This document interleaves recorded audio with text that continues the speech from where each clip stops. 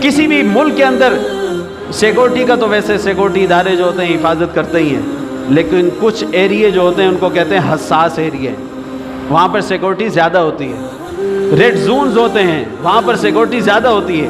اگر وہاں حملہ ہو جائے تو لوگ سوال کرتے ہیں بھئی جہاں سب سے زیادہ سیکورٹی تھی وہاں پر بھی لوگوں نے حملہ کر لیا، دشمن نے حملہ کر لیا، ملک کی سالمیت پر سوال اٹھتا ہے، ملک کیسے بچے گا؟ ملک کی سالمیت خطرے میں پڑ گئی ہے۔ کیوں؟ کیونکہ باقی جگہ کو چھوڑو، تم اپنے ریڈ زون کی حفاظت نہیں کر سکے۔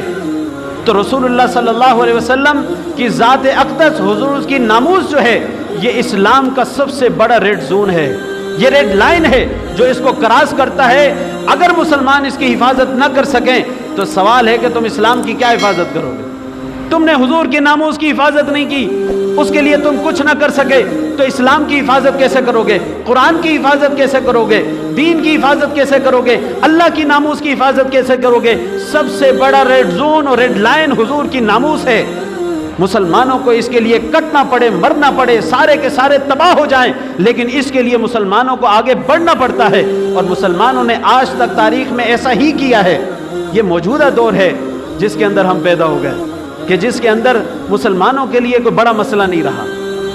ان کے لیے ہے کہ اچھا کہیں پر ہو گیا ہے واقعہ، سنی سنائی ہے، اچھا اس نے بتایا کہ کہیں پہ توہین ہو گئی ہے، اس نے بتایا کہ توہین ہو گئی ہے، یہ مولوی کیوں ریلیاں نکال رہے ہیں؟ اچھا جی سنا ہے نبی کی توہین ہو گئی، آج کل یہ وہ ریلی نکال رہے ہیں۔ بس آپ کے لیے یہ ہے کہ جی ایک تنظیم ریلی نکال رہی ہے، کیا مسئلہ ہے؟ یہ جی ناموس پہ نکالتی رہتی ہے، ان کا مسئلہ ہے حضور کے ناموس پہ نکالتے ہیں۔ یہ کیوں نکال رہی ہے؟ یہ حرمت رسول پہ نکال رہی ہے۔ اچھا جی یہ تو کام ہے ان کا، سیاست ہے، یہ کرتے رہتے ہیں۔ بس آپ نے کلمہ نہیں پڑھا؟